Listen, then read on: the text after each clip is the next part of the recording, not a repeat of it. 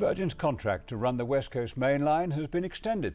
The whole rail franchising system was halted last year after failures in the bidding process were discovered. The government said today that the process is back on track. Many other franchises operating in the Midlands have also now been extended for longer than originally planned. John Willits has more.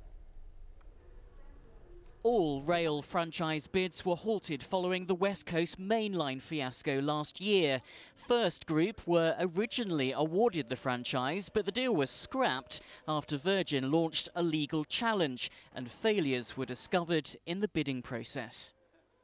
Today, a new timetable was announced for the whole franchise bidding system, meaning extensions for most current franchise deals, with Virgin's contract to run the West Coast extended to 2017.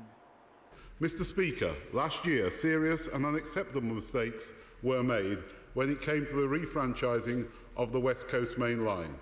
But I have put in place a new structure and process in the department, with long-term franchises that can run up to 15 years if operators meet the standards they promise at the start.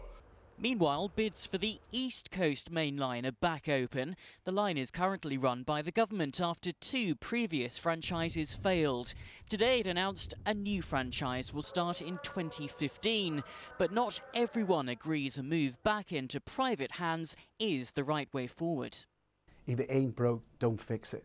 Let's not forget that the East Coast was taken into public ownership after the repeated failure of the private sector to run the line. It's a chance to get more private investment into the East Coast Mainline franchise, and certainly the announcement on the West Coast is excellent news as well, because they're having a total review of that with the Virgin franchise as well. So I think it's good news for passengers on both sides of the country. There was welcome news for passengers in Derbyshire today. The government says Ilkeston is one of 3 places in the UK in line to get funding for a new station. It follows a campaign lasting more than 30 years. Well, it's fantastic news after such a long wait.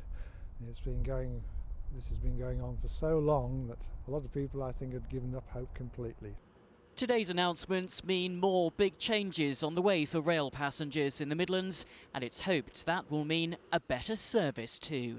John Willits, ITV News. A group of students